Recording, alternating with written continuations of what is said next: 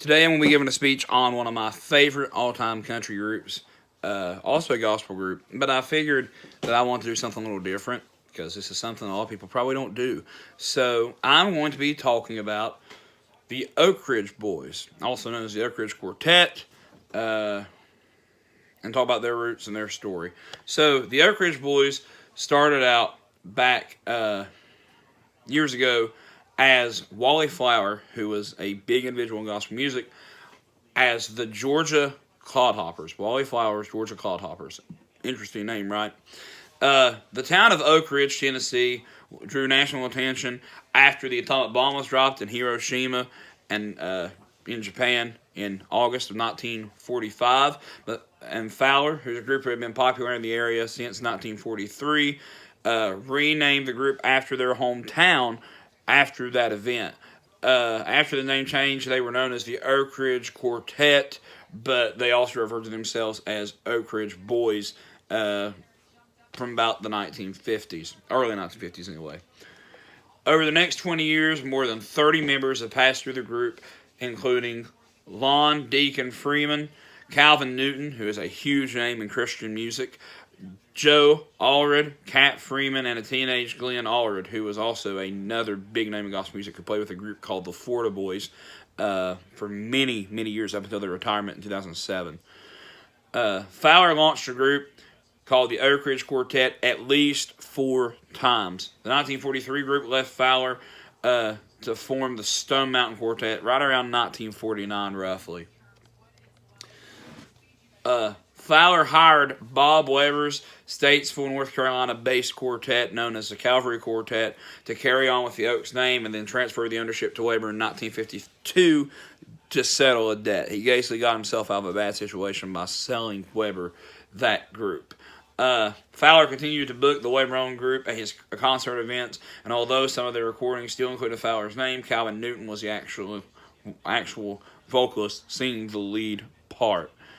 If you don't know how a quartet works, you have your tenor, lead, baritone, and bass. So he was singing the second tenor practically. It was during this time that the Oak Ridge Quartet introduced their famous routine called Go Out to the Program, a crowd-pleasing segment where they would spoof other popular gospel groups. And several groups have done it. I know the Kings Boys did it back in the 80s, and it was a pretty entertaining thing.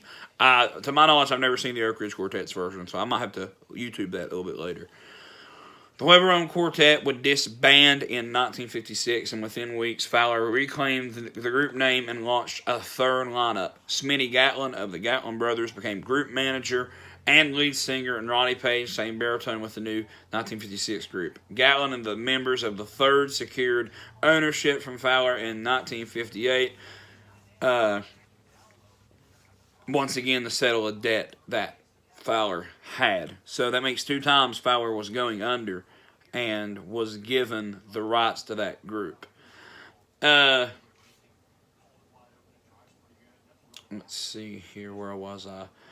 With addition to Willie Wynn, who is a phenomenal tenor singer, and Herman Harper, who's another great bass singer, with Tommy Fairchild at piano, and they became one of the most popular groups of the early 60s. By that time, they were known and marketed as what we now know as the Oak Ridge Boys. Fowler started a 4th group again and named it the Oak Ridge Quartet, and a lawsuit filed by the Oak Ridge Boys in 1964 was settled in favor of the group in 65, forcing Fowler to stop using the name. Success in gospel music. Most people solidify or know the Oak Ridge Boys as a country music quartet, but I'm mainly focusing on the gospel music side right now. During the 60s, Oak Ridge Boys had their own television show, and it was geared for the youth called It's Happening. They continued to perform, got to the program, updating it with several songs from time to time. In one skit, for example, tenor Willie Wynn and the Oaks would sing the song Higher in the style of Rose Carter Carnes of the Chuck Wagon Gang. And this is especially popular on multi-artist events because the artists they were spoofing would often join the crowd on stage to delight the fans that were there. When Smitty Gatlin left the group after a few months after the resolution of the lawsuit with Fowler, Dwayne Allen, this is a big name in Oak Ridge Boys history, was hired to take his place. William Lee Golden, big bearded guy, was already singing with the group by that point, who he replaced Jim Hamill, who is a huge name in Christian music, under the Kingsmen Quartet. Gary McSpadden came before him back in '64, and Noel Fox replaced Herman Harper at bass in 1969. The Oak Ridge Boys were huge back in the '60s and '70s. They appeared on stuff like Johnny Carson, and this recognition really got them the mainstream media. This all happened actually before the Oak Ridge Boys decided that they were going to go solely country music back in the '70s. They were also on Johnny Cash show back in 1971. A lot of people don't know Johnny Cash had a TV show, but he did. In 1970, Singing News Magazine began publishing a monthly radio airplay chart, and the Oak Ridge Boys had the very first #1 song of that chart, Jesus Is Coming Soon. And at that time, there were several recordings of this very popular song, so this honor was big for them because they were one of the top groups to have it, and other groups had it.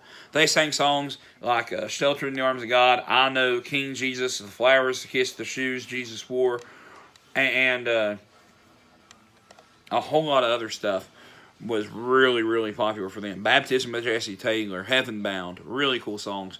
Dwayne Allen and William Lee Golden would get to know Joe Bonzell and Richard Sturban in the late 1960s and 70s when Noel Fox left the group in '72.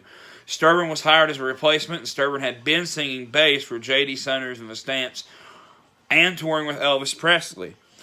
Bonzell joined in 1973, replacing the 15-year tenor veteran Willie Wynn. Both Sturban and Bonzell were former members of the Keystone Quartet, which had covered many songs popularized by the Oak Ridge Boys.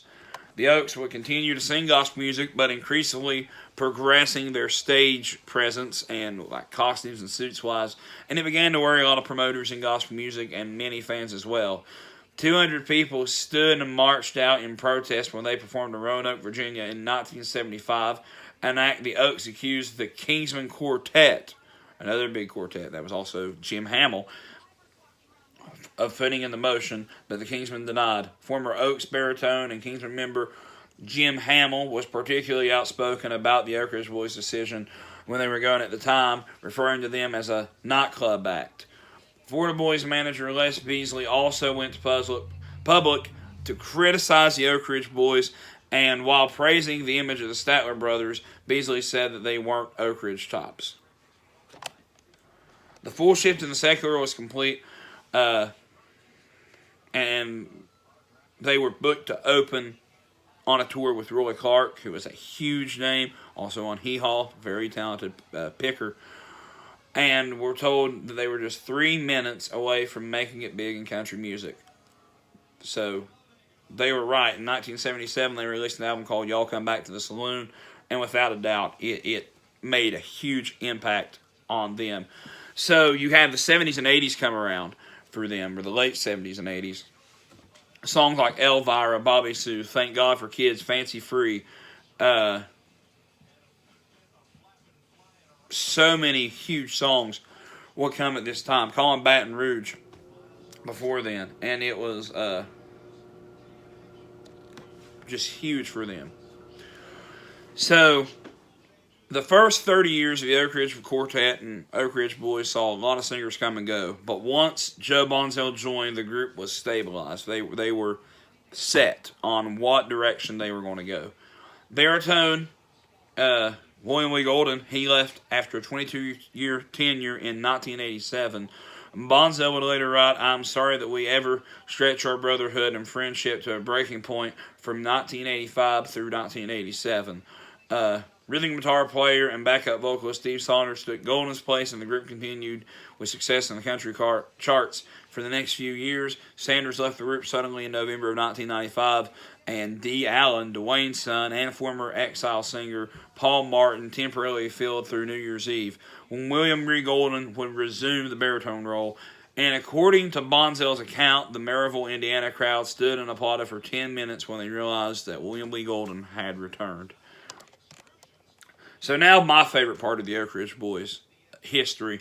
In 1997, they released a 2-volume recording of gospel songs called Revival, and this release was not widely distributed, but it signed a return for them to come back and to be a big name in Christian music. Not in 2001, the Oaks signed a contract with Spring Hill Records, which is owned by Bill Gaither, who wrote "He Touched Me Because He Lives." So many huge songs. And they began working on an album, which is my favorite album, or one of my favorite albums of all time. Definitely my favorite Oak Ridge Boys album, called From the Heart. And they would do songs like Working on a Building, Angels Watching Over Me, I Know What Lies Ahead, a lot of big gospel standards, as well as some new songs. It was just a really, really kick-butt project. Michael Sykes and Dwayne Allen will co-produce that one, and to this day, it holds up, even released in 2001, over almost 20 years ago.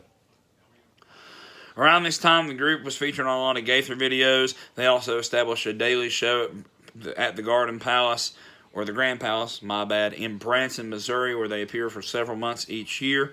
The Oak Ridge Boys would release a lot of albums through the Spring Hill label, Christmas titles, a patriotic recording, a bluegrass project, and a lot of all gospel projects. And in June 2008, their Southern gospel single, Didn't It Rain, appeared on the Singing News Monthly charts, acknowledging that DJs in the Southern gospel industry were playing the song. They also released a live gospel recording with Bill Gaither called A Gospel Journey, and that was released in 2009. The group has continued on to record material aimed at secular armaments or markets with the Spring Hill label, such as 2009's The Boys Are Back, which features a really cool cover of Seven Nation Army by the White Stripes. Very unique, very different, but it's really cool to listen to, even if you just listen to it once. The Oaks typically perform and mix in their concerts their current hits, new recordings, and, of course, a ton of gospel songs throughout their concerts that you can go see. Just check their website, theoakridgeboys.com. I'm sure you'll find them if you ever want to see them live. I know I do. So that's all I have, and I hope you have learned at least something about one of the top quartets in all of Christian and country music, the Oak Ridge Boys.